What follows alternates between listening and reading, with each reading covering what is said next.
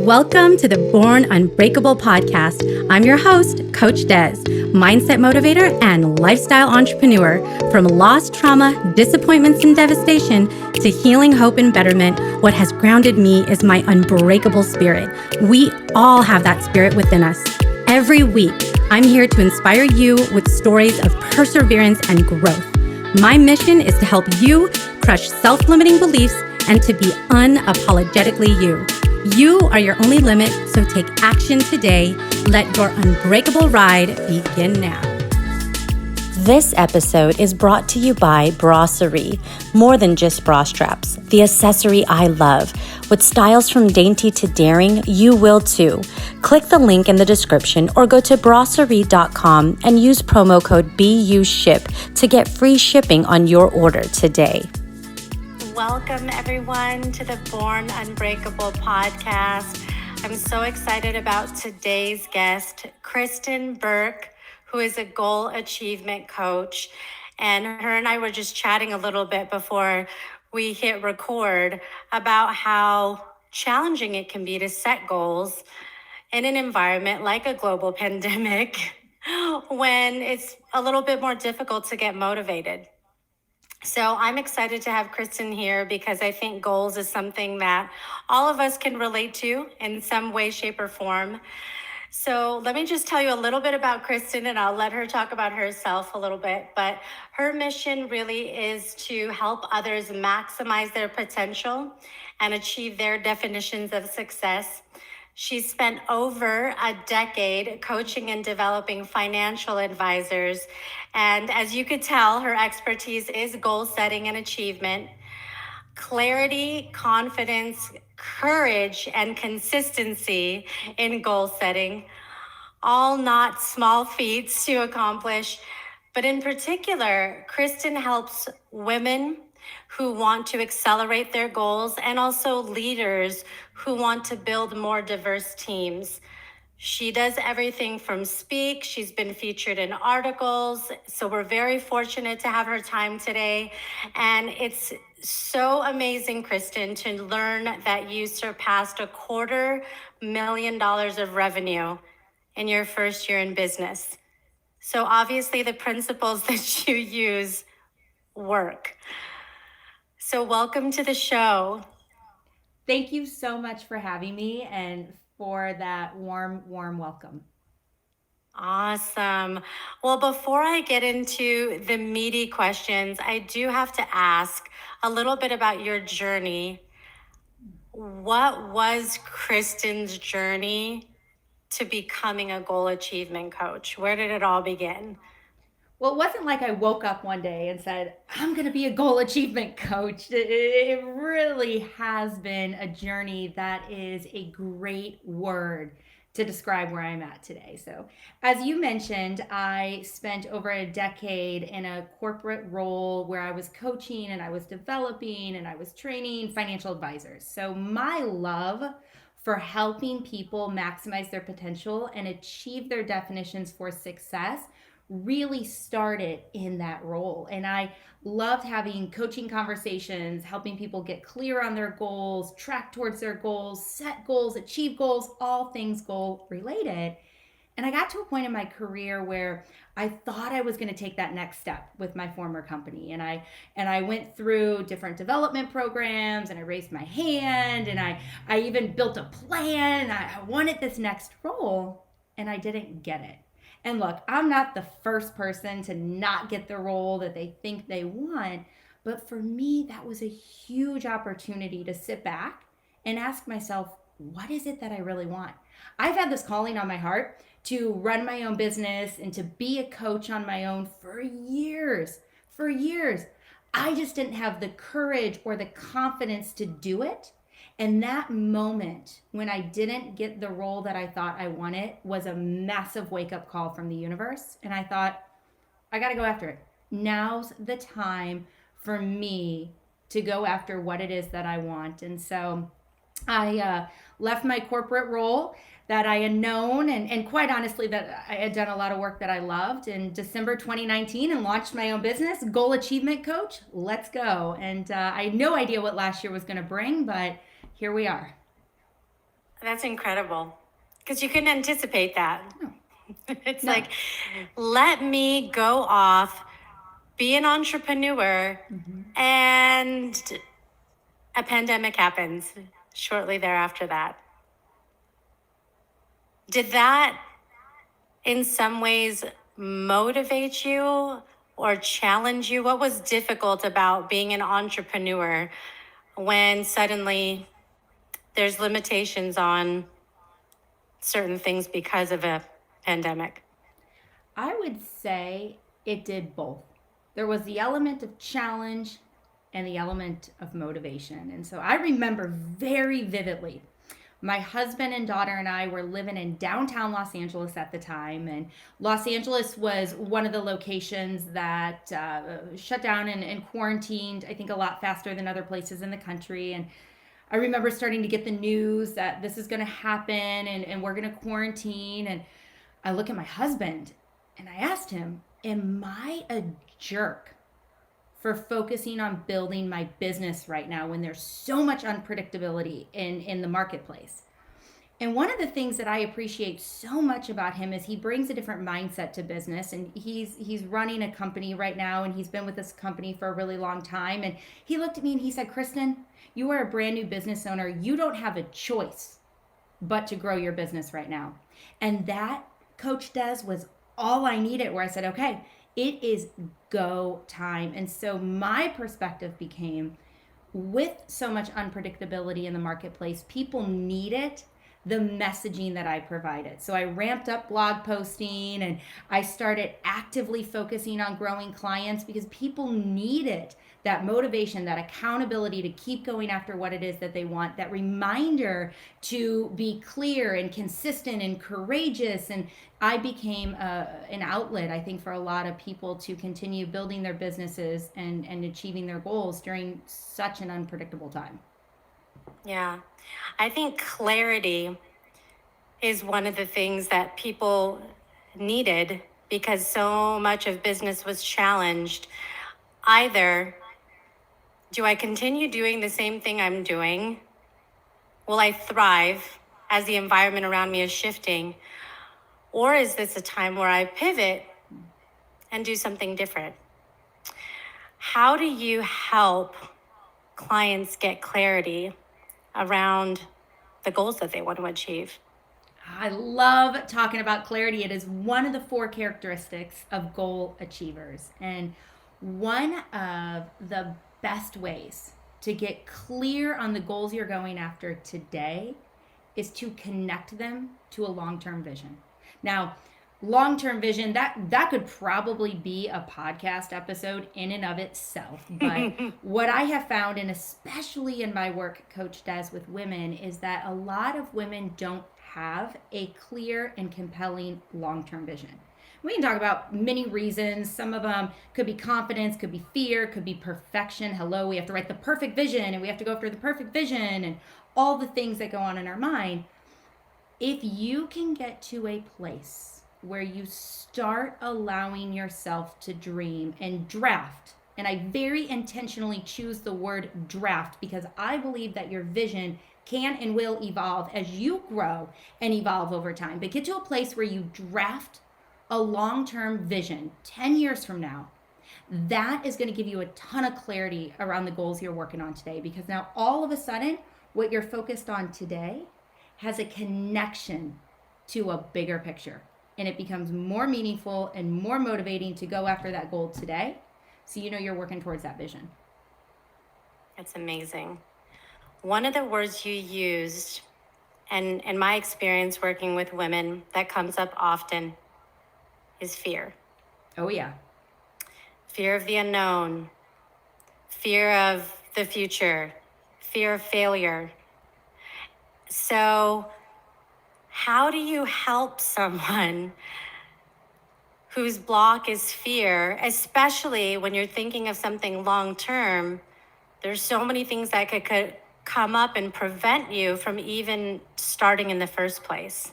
Oh gosh, fear is such a roadblock to goal achievement and even to visioning, like we're talking about. And so first of all, One of the most powerful ways I have heard fear be described is false expectations appearing real.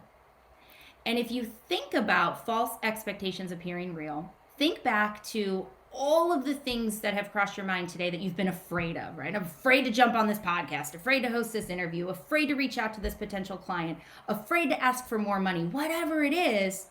And I want you to think, did that worst case scenario that you built up in your mind and spent all of this energy and effort ruminating on or worrying about actually come true?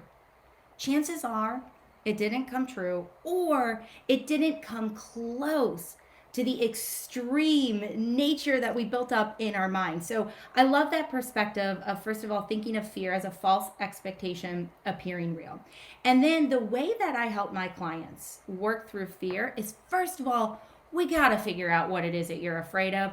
I'm a big believer that a lot of us know what it is we need to do to achieve our goals. A lot of us know those activities are those decisions we should be making. And I really work to figure out what is getting in the way, what is the block. And it's often fear, and it's often a limiting belief. So the first step is, let's start talking about that story that's going on in your mind. What are you telling yourself? And I love this, Coach Des, when a client will start telling me what he or she is thinking, and all of a sudden they go, this is ridiculous. As I say it out loud, it is totally ridiculous. I cannot even believe I'm thinking this, and it's getting in my way. But if speaking about it isn't enough to help you move through fear, I want to offer your audience 2 power questions that I love to use in coaching. Number 1, what proof do you have? So we often have these stories in our mind, or these limiting beliefs, or something we're afraid of, fear of failure, fear of success, fear of embarrassment, fear of whatever it is. And if you ask yourself, well, what proof do I have that that is actually going to come true? Chances are you don't have a lot of proof. I found that a lot of times if you explore that question, what proof do I have? You actually have proof that backs up the opposite of the story that you're telling yourself. So what proof do you have? And then the second question is, how does what I am thinking move me closer to my goals? And it's often not moving you closer to your goals. And then you get to make a choice. You get to be empowered to say, do I want to keep thinking this and feeling this fear and letting this fear get in the way from the life I want, the business I want, the career I want? Or do I want to think differently? So talk about the fear, and then ask yourself, what proof do I have? And is what I'm thinking moving me closer to my goals or further away from my goals? And put yourself back into that driver's seat of being able to work through that fear to go after what you want. I love it. Address it head on. Absolutely. Right? And I want to add one more powerful question to what you said, because as you were talking, I started thinking about this. I met this incredible entrepreneur when I was on vacation on a cruise, and he was a book author and a real estate mogul. So humble, you would never know it. It was his friends that were talking him up, and I'm like, wow, what a cool guy. He ended up sending me his book. His name's Justin Morales, and his book is called The Abundance Effect. It was an awesome book. Read it cover to cover. One of the questions he talked about was, what's the worst that could happen? Yes. When you play it out with your fears and you actually get to answering it, it's not that bad. It's not that bad. I want to add another question to that. So when you play out the scenario of what's the worst that can happen, I want to challenge your listeners to also answer what is the best that can happen. Because then if you're comparing the worst and the best, in my experience, I found not going after the best is far worse than any of the potential worst. So what's the worst that can happen? I love that question. I would add, what's the best that can happen? Are you writing this down, everyone? Are you writing these down? I want to come back to the 4 characteristics. So we talked about clarity. What are the other 3 characteristics of a goal achiever? confidence, courage, and consistency. Confidence. Confidence is such an important topic, especially in my work with women. And one of the mistakes I think a lot of us make is we wait to take action until we feel confident. And confidence is actually built by taking action. So that fear comes up and it gets in our way and it hinders our desire, our ability to take that action. And then we're sitting in a space where we don't build our confidence. But every little step that you start taking is how that confidence starts to grow. So confidence is incredibly important. Do you believe you can achieve that goal? I had Coach Des, I had 3 clients over the summer achieve big, audacious goals. And as I was reflecting on their progress and their hard work, they were super clear on the goal. So we talked about clarity. They were super clear. They knew what they wanted, why they wanted. They were also incredibly confident. They said, I am going to hit this. That's the message that they are sending to themselves on a daily basis. Confidence is critical. Do you believe? Do you believe in yourself? Do you believe this goal is attainable? Do you believe you can hit this goal? Courage. We talked about fear. Listen, I think it's really important that we all recognize goal achievers are like anyone else. They feel the fear, but what they do is they don't let that fear stop them. They know, they work through the fear. They answer those questions that we just offered, and they take action regardless of feeling that fear. And by taking that action, then that starts to build that confidence, and it creates this wonderful loop of feeling good about going after your goals. And then the final one is consistency. And I love talking about consistency. And we mentioned perfection as we were talking about vision a few minutes ago. And consistency is not about being perfect. So often we will set out on a goal, and let's use a health goal, for example, and people will say, okay, this is it. This is the Monday where I'm going to eat healthy and I'm going to eat all these fruits and all these veggies. And all of a sudden they walk into work and there's donuts for someone's birthday, and they grab a donut. And then what do? You start to think, oh, I failed, I messed up, like I'm terrible, I didn't stick to my plan. Okay, well, guess what? Go eat vegetables for dinner. It's one situation, but we get all caught up in that because we weren't perfect and we didn't do it all right, and we think, oh, I failed. Well, consistency, what happens if you do it 80% of the time? We're human. We're going to make mistakes. We're going to fall off. We're not going to follow through every time. But if we stay there, that's when it becomes problematic, because successful people, they keep going. They learn from that mistake and they keep moving forward. So goal achievers, they're extremely clear. They know what they want. They know why they want it. They're confident in their pursuit of their goals. They take courageous action, and they're consistent. They repeat the actions, the habits, the behaviors, and the beliefs that are going to help them achieve their goals. It's amazing. The 4 C's. The 4 C's. The 4 C's. So one of the last things you said was consistency. One of the ways that you can get consistent is to track your progress, or to see where you start so you understand where you are to where you want to be. What are ways or strategies that you've seen be successful for people to establish their goals, but then track their progress along the way? I imagine there's a lot of different ways that someone could do this. Absolutely. I'm so glad you brought up tracking, Coach Des, because that was the other characteristic of those 2 clients I spoke about that achieved really big goals over the summer. They always knew the score.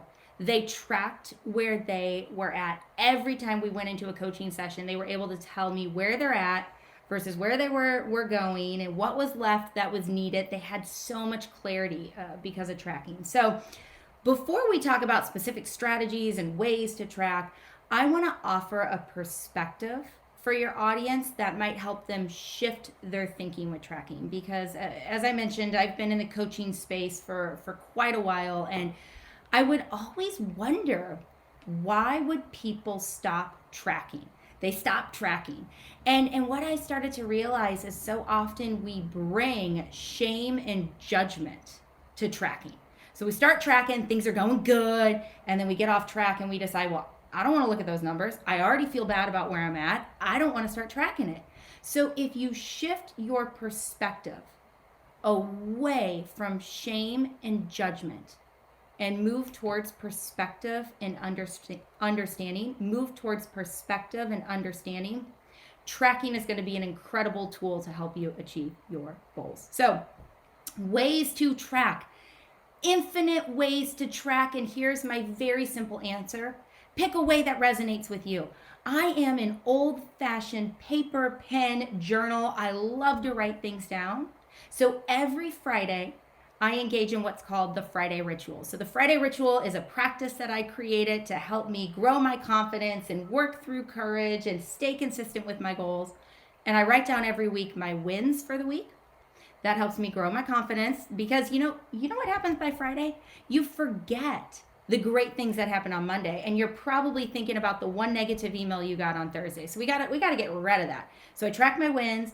I track my lessons that I learned throughout the week. So that way I'm embracing, if I make a mistake or if I fail or if something doesn't go the way I thought it would, that's okay. I want to learn through it. And then I track my priorities for the next week, which helps me work towards my goals versus be incredibly reactive in my work. I also, every week, I track my business revenue because I am in business and I need to be in business and stay in business. So I track my revenue. I track stats with my podcast. I also am starting to get back to tracking client acquisition activity. I say get back. I took a very intentional pause, which was a big lesson for this year, from actively client building to grow some bigger programs. But now I'm in a space where I have a couple of spots open to work with individual clients. So I'm tracking that client acquisition process. But I would say pick a method that works for you. Whether you use paper, you use Excel, you've got a whiteboard in your office, you've got an app on your phone, pick a way to track your leading indicators, that activity, and your lagging indicators, those results, and start doing it consistently. I just love that you pointed out to not be afraid of those dips, the times when things, get a little off track, because it is when people say, I don't want to see that. No. But it's also the time when you learn the most about the types of factors that come up in life. It's Absolutely. real life. Was it a season? If you're behind on a business goal, was it a season where you had a lot of responsibilities outside of business? Is it fear? Are you not working on the right strategies? And that, oh gosh, I just get so excited talking about this because I talked about the Friday ritual. I think we need to track our goals every month, and it's really important that we do a reflection on what were the goals we set, where are we at, what's working, and then I love a quarterly review. And I carve out a couple hours at the end of every quarter, which we're almost there here in September, where I do a deep dive into, okay, what are the strategies I'm going to work on in the next quarter for my business? And I use this philosophy where I set the strategy, I test it, and then I evolve it if I need to. So I think we have such a distorted view of the goal achievement process that it should be perfect and everything should work. And that's not reality. Mm-hmm. Yeah. And I would encourage to anybody listening, if you're not a person that likes to do this, or maybe you're just getting started, is what you said, just start somewhere. And it's amazing because I continue to read articles and research that pops up around goals. And over again, one of the most consistent things I read is that those who write down their goals are more successful than those that don't. You have to know where you are in order to get to where you want to be. It's pretty much that simple. Absolutely. Okay, so you started talking about some strategies, and you personally, you talked about having a ritual on Fridays, at least having monthly goals, doing a quarterly check-in. I love that. Is there a point that you've ever seen where it's time to let go of a goal? Yes. And I did it myself this year. So if you are considering giving up on a goal or moving away from a goal, shifting a goal, I would encourage you to go back to that long-term vision. Read your long-term vision. And if the goal doesn't directly connect with that vision, awesome, let's move forward and pick something that does. If, however, Coach Des, that goal still connects with that long-term vision, instead of giving up on it, let's rethink how we're approaching that goal. Let's come up with some different strategies. Maybe track it a little bit different. Maybe hire a coach to help you achieve that goal with accountability and working through limiting beliefs. Maybe you adjust the time frame. You know, our goals don't really know what month it is. They don't have a calendar like we run our lives on a calendar. So if this year at the end of this quarter feels totally out of reach for you, well, what happens if you focus on hitting that goal at the end of Q1 next year? So I would say use your vision as a check and a balance for if you should continue with the goal or give up on the goal. And I mentioned I did that myself this year. So look, I've been setting goals and tracking goals and achieving goals for a really long time. And so when I do my yearly planning, I like to set goals in various buckets. So personal, professional, financial, family, fitness. And I'll come out of this session with 3 or 4 goals in each category. If you're new to the goal setting and achieving process, that is not my recommendation. I think you would be better served picking 1 or 2 and having a much narrower focus. But I'm a little type A, I'm ambitious, I kind of go for it all.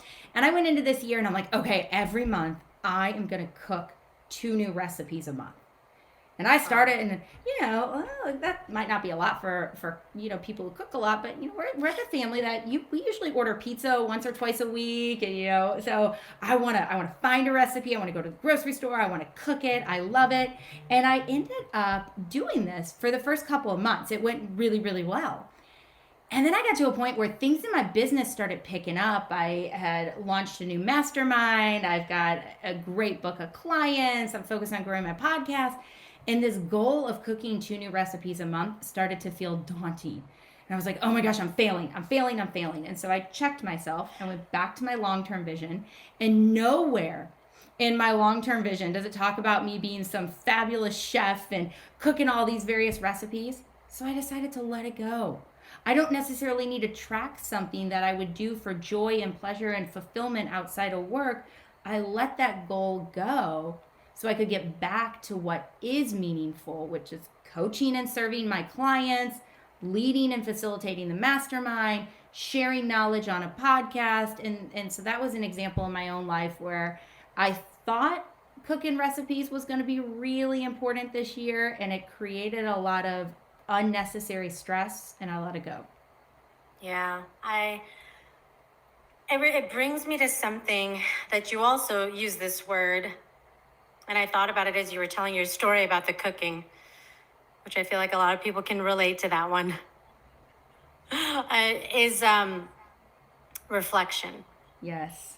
How important is it for us to build in that process into the goal achievement, the time to reflect on where we are with things? I feel like it's very easy to brush past that, like just move on to the next thing and the next thing and the next thing. Reflection is critically important. When I onboard a new private coaching client, our very first sessions are dedicated to reflecting and planning. I think, again, I mentioned earlier in our conversation that I believe we all have an idea of what it is that we need to do. We also, if we give ourselves the time and the space, we can answer a lot about what is going on in our world with very strategic reflection questions. And that's where I come back to the Friday ritual. What lessons did you learn? That is a great place to start reflecting. What are my priorities for next week? That's a great place to start with planning. And then at the end of the month, if you're reflecting on your goals, okay, what was my goal? Where am I at? What is working? What is serving me well that I need to keep doing? What do I need to evolve? Are there habits I need to build? Are there beliefs I need to reestablish or get rid of limiting beliefs? And then you can do it again at the end of the quarter. And so I love that work of helping people reflect on where they've been and plan for where they want to go. Yeah, it's such an important thing not to rush through. So you can embrace that process a little bit more of learning. Mm-hmm. So we've talked about the tracking, the setting, the reflection, accountability. Yes. It's difficult as just individual human beings to write something down and say, I got a Netflix series to finish. I'm hungry. I'm tired.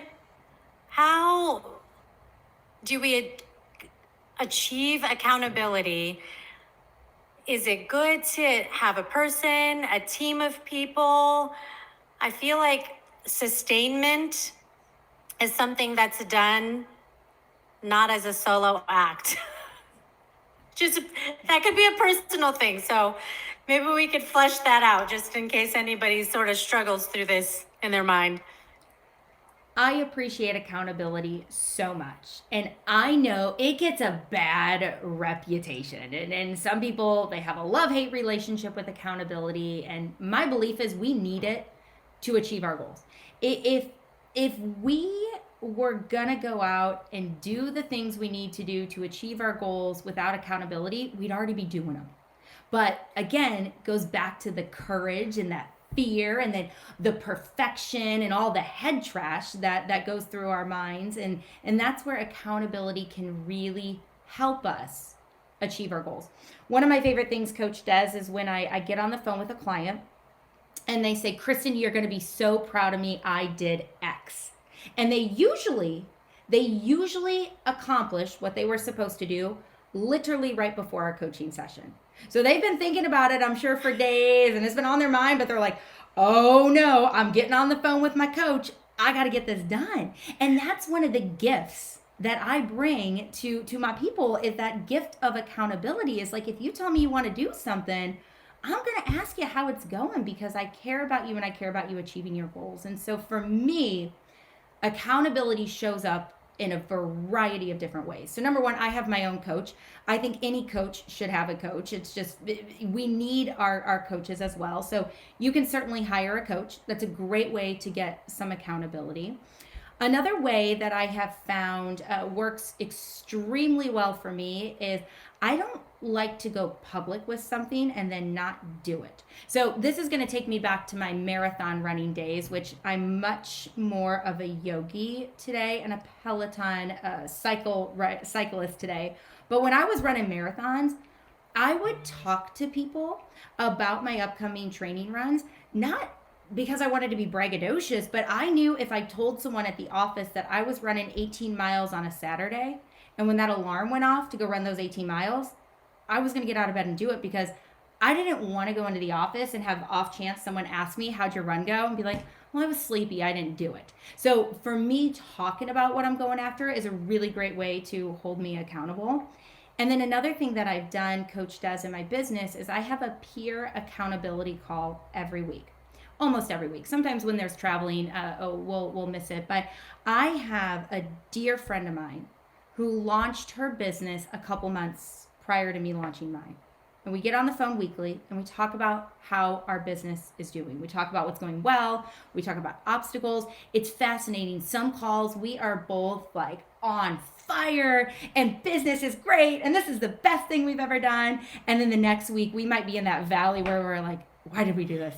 This is really hard, right? And we hold each other accountable to keep growing, because we know we have big visions and we have the potential to do it. We just have to make sure we don't stop ourselves. And so having a variety of different ways for accountability has been really, really helpful for me.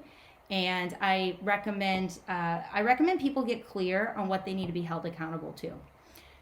So I don't need help working out. Like I work out on my own. It's part of my routine. It's a habit that I have built. So that for me is not an area where I need accountability. Where I need accountability is continuing to focus on the sales side of my business, because it's really easy to get caught up in all the admin things and all the other little things. But that's where my accountability partners can really help me continue to grow. So if any of your listeners are struggling to embrace accountability, think through where do you need some accountability, and it's usually around the strategy that scares you the most.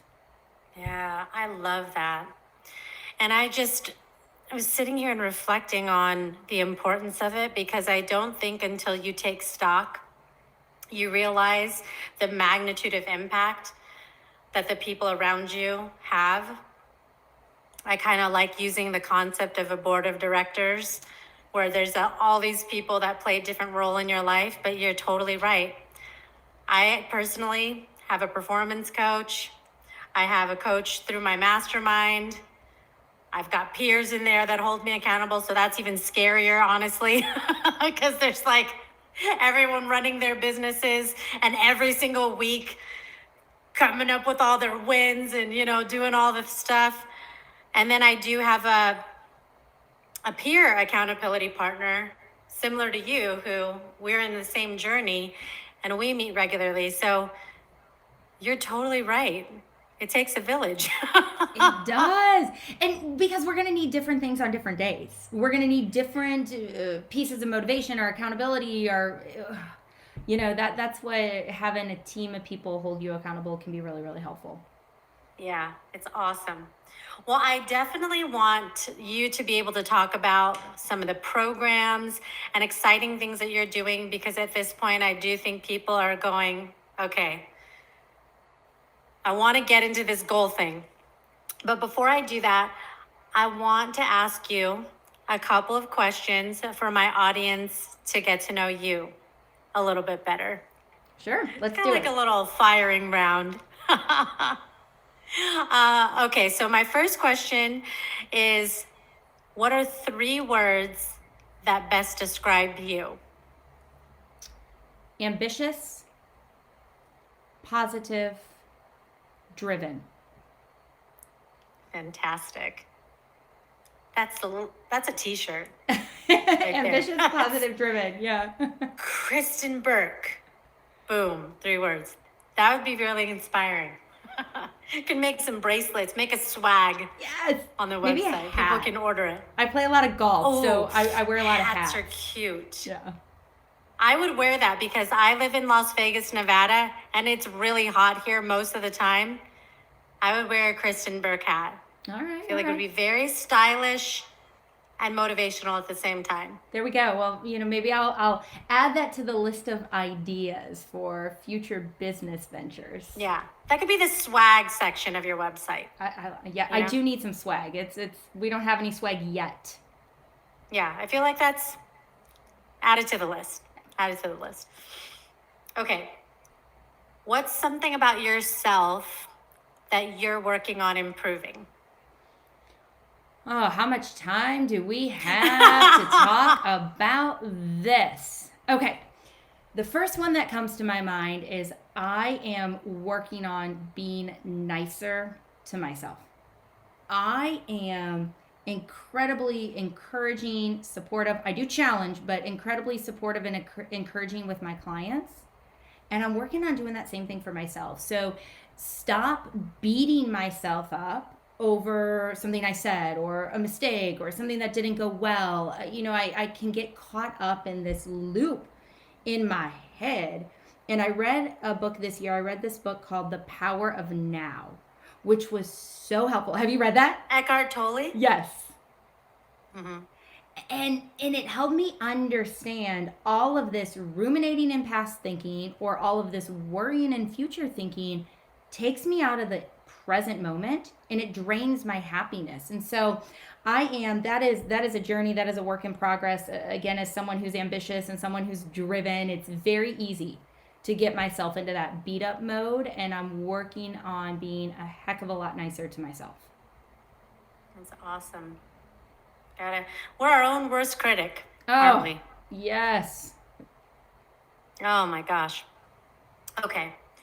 What is a self-limiting belief that you've had to overcome? A self-limiting belief that I've had to overcome is that people would pay me to coach them. Because when I started coaching, I was employed. I was working for a company, and people kind of had to come to coaching. It was, part of their role, part of the expectation. And so when I started my business, I had to really work through like, okay, I'm good at this. Like people weren't just showing up because they were expected to. I get people results. I provide value. I can hold people accountable. I help them get clear on their goals. And so I really had to work through, yes, this is a way that I can get paid and help other people. It's your gifting. I really do think I am awesome. working in my zone of genius. It's pretty fun. It's awesome. It is awesome. To get paid to do what you love. It doesn't get any better than that. No, I just, the one thing I keep thinking is I should have done it sooner, but it happened at the right time. I needed all of those experiences to get me to where I am today. Yeah, absolutely. Okay. What is one thing that you want to see changed in the world? Wow, that's a really big question with everything that is happening in our world right now. I'd love to see more compassion for other people. I think we are so quick to judge and assume, and if we could come from a place of seeking to understand and asking questions and really truly uncovering why people believe what they believe or think what they think or the perspectives they have, the experiences, I think we would just be far more compassionate in the world. That would be the day, wouldn't it? I know. There's so much judgment right now. I know. It's the worst. It's another t-shirt. Judgment-free zone. Here. Yes. Judgment-free zone. We all need to wear that t-shirt. Okay. What is one of the best pieces of advice that you've ever been given? Pay attention to the off-handed comments. I had a former leader that I worked with for years in my previous role, and one day he told me, pay attention to the offhanded comments. I'm like, well, what does that mean? What do you mean by that? And as you start becoming more aware and listening, and again, it goes back to curiosity and seeking to understand, there is so much truth in those offhanded comments, Coach Des. I mean, that's where you start to really uncover limiting beliefs and fears. And so an example for your audience to connect with what I'm talking about is if I'm in a conversation with someone and they're talking, and then all of a sudden they say something that's a little quieter, a little off topic, and they move forward really quickly, that's an offhanded comment. That's usually one of their beliefs coming out or what they're thinking internally. And that's where I love to spend time and space with my private clients. Like, let's talk about that. Like, let's go right back to there. Help me understand what you mean. Tell me more about that. And that's where you can really, really, really start to understand someone and then evoke change and inspire them to act in the direction that they want to act for their goals. Yeah. Those are the things that you need to juice and squeeze, right? There's so much there.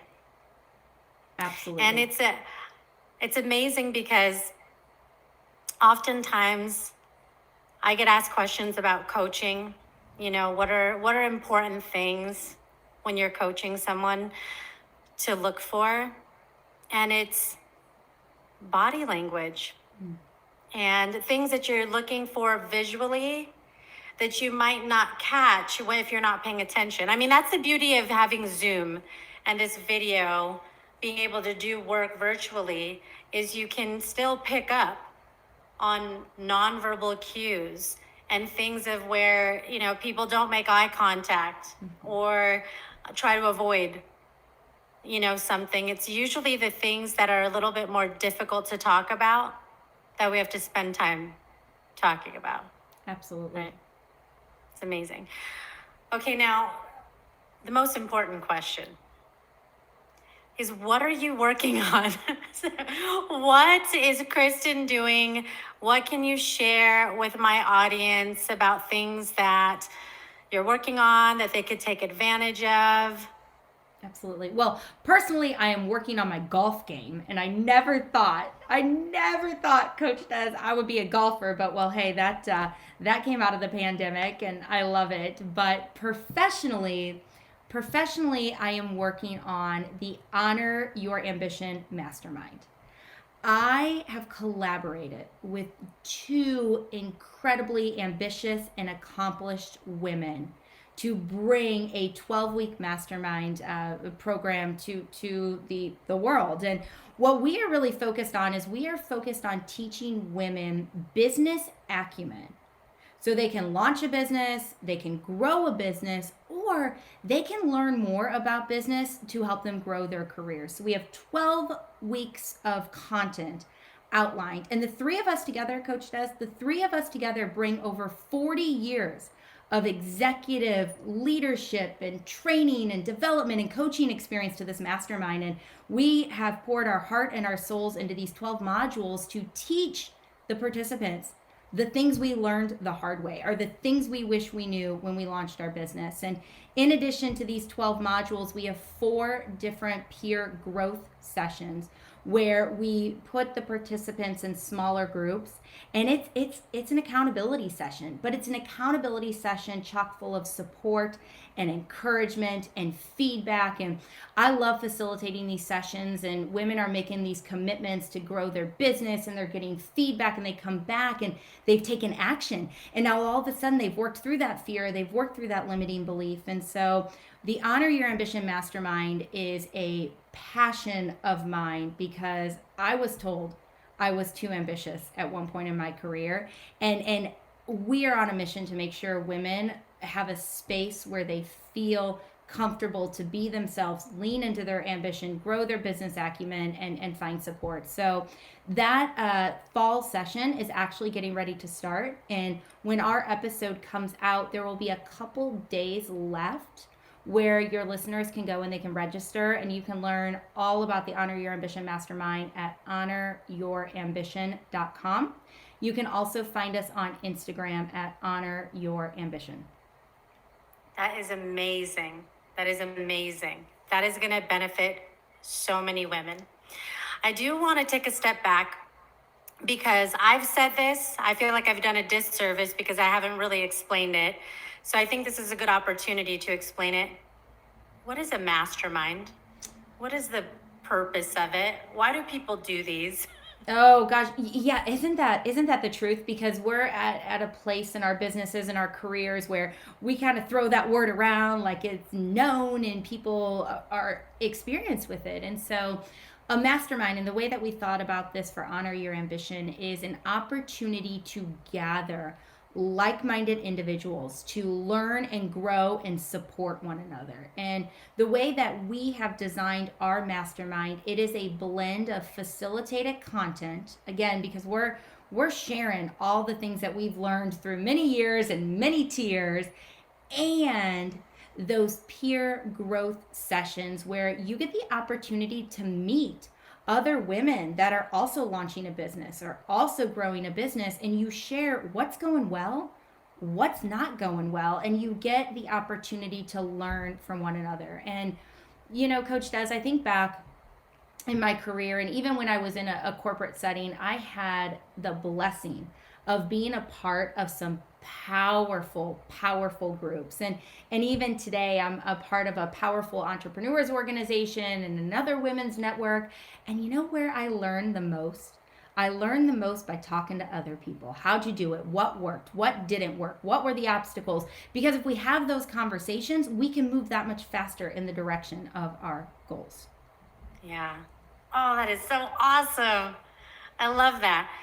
And yeah, so, you know, those of you that are curious because you haven't explored, this is such an amazing opportunity to have a concentrated period of time where you take your business to a place of acceleration beyond your dreams. And it really is in community that you're going to be able to 10x the potential of what you're doing. So I'm so grateful that you've got together with other amazing minds to bring this knowledge, because it's needed now more than ever. Thank you. So it's awesome. So how can people follow you or find you to stay connected with the journey that you're on? I host a podcast as well, so you can find me over at Elite Achievement on all the major podcast platforms. I also hang out socially on Instagram at Meet Kristin Burke. I almost forgot my Instagram handle. I was thinking of my Peloton name, but Meet Kristin Burke.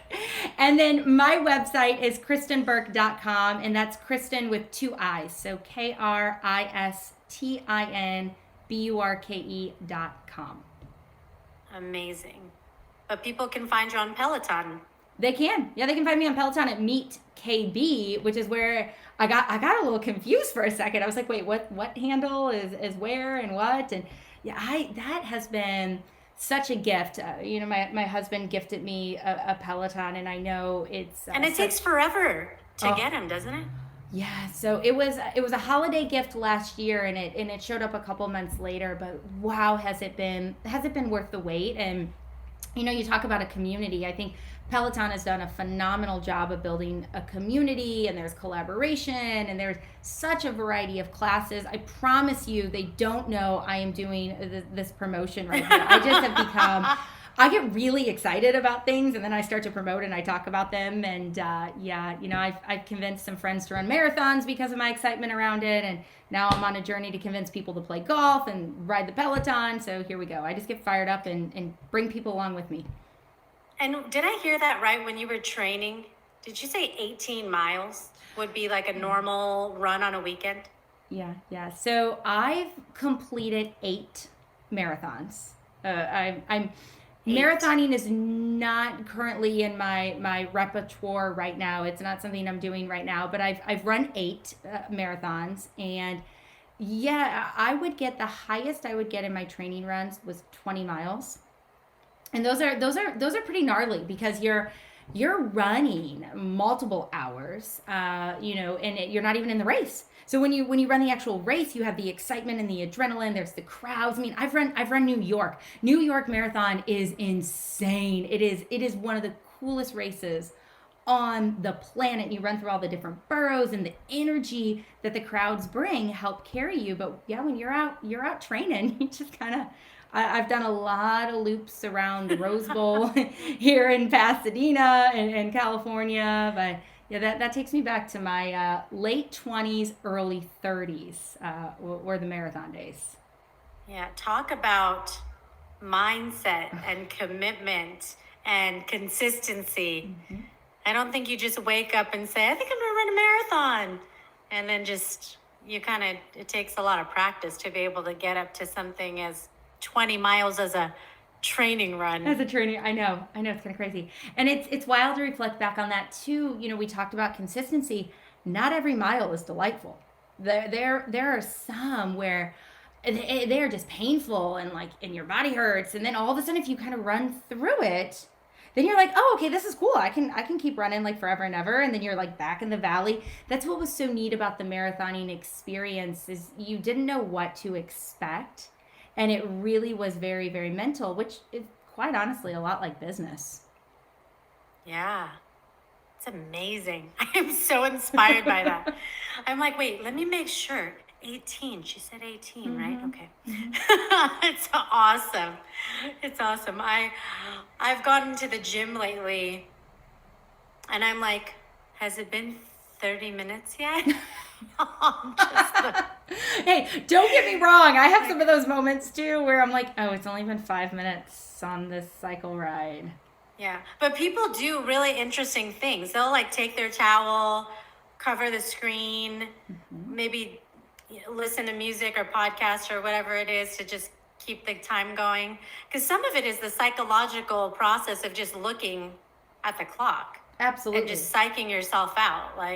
Absolutely. You gotta set your environment up for success. And so again, it goes back to if you need help in this area, there's where the accountability partner can come in and you track it. And gosh, we didn't even talk about like follow through ideas, and you associate rewards with it. I mean, there's all kinds of things we can do to set ourselves up for goal achievement success. It's just a matter of how bad you really want the goal. Yeah. Rewards. That's a whole nother podcast, probably. How to reward yourself. Oh man, this has been so much fun. I'm so grateful for the time that you've taken. I just think this topic is so valuable, and it's something that you have to come back to. Goals are not something that are static, right? They change. Your strategies can change. The techniques can change. So it's a very dynamic thing. And I would just urge anybody listening to be diligent in your process and to not give up on the process of setting goals, working to achieve them. And if you need encouragement, call up Kristin, go to her website, continue to find yourself in community, because this isn't something that's easy to do standing alone, for sure. Follow Kristin. She's amazing. She's inspired me. I know I'm going to rewind and take back a couple of notes that I could, improve upon myself. So thank you so much for your time, Kristin. I'm so grateful. Thank you so much for the opportunity to talk about my passion and my purpose in life. I had a wonderful, wonderful time connecting with you, Coach Des. Oh, this is awesome. I will make sure to put the links in the show notes, because I don't want people to miss the opportunity, especially for the mastermind. It's 12 weeks. There is a deadline, folks, so just make sure to check that out. Follow Kristin on social so you could keep up with it and not forget. But join in while you can. The opportunity window is really small, so make sure to do that. All right. Thanks so much, Kristin. Thank you. Goal achievement coach Kristin Burke. It was amazing to have Kristin on the show to help us think about something that we all are challenged by at some point, which is setting goals. And I would encourage you today to reflect on a couple of questions. The first one is, what is your long-term vision? The second is, what is one goal that you can set right now, today, that will help you get closer to that long-term vision? The third question is, how will you track it? And the fourth question is, how or who do you need to hold yourself accountable to achieving that goal? Statistics show that it is those who write their goals down, monitor and track them, that prove they're exponentially more successful than those that don't. You can type in goal setting, goal achievement in Google, and all the research and evidence is there. It is something that may feel tedious or overwhelming at first, and certainly anxiety and fear can creep in around that. But as Kristin talked about, just do it. It's about progress and not perfection, because it's the journey that we have to embrace. There will be ups, there will be downs, there will be high points to celebrate, and there will be low moments to learn from. And oftentimes, and I can attest to this personally, it is in the most difficult moments that you learn the most, that end up taking you even farther than anywhere that you could have possibly imagined. So just take this step, and if you need support, reach out to me, reach out to Kristin, or reach out to somebody who you know can keep you on task, on track. We have one life, just one. We don't get a do-over. We don't get 9 lives. This is not Super Mario Brothers, where if something happens, we just get to return. and start over again. Make the mistakes, fail forward, do the work, commit to yourself, put yourself first, and you are guaranteed to get further than where you are today if you can make that commitment to yourself to set goals and be steadfast in the journey. So, as I always like to say, you are your only limit, so take action today. I appreciate so much you tuning into the Born Unbreakable podcast, where every week I bring you an inspirational guest that shares their story, their experience, and their unbreakable spirit, because it is something that we all have within us. Have an amazing day. Do me a service of sharing this wonderful knowledge with others. All you've got to do is go onto your phone, wherever it is that you're listening to this podcast, share it with somebody who needs to hear this inspiration today, and rate and review. It means so much to me. Click the star ratings, write a quick review. It takes less than 60 seconds, and it really does go a long way. I'm so grateful. You can always go to bornunbreakable.com, submit a request form, or encourage somebody who has an unbreakable story to do the same. I would love to hear your journey, have you on the show to inspire others. Tune in again next week for another inspirational episode.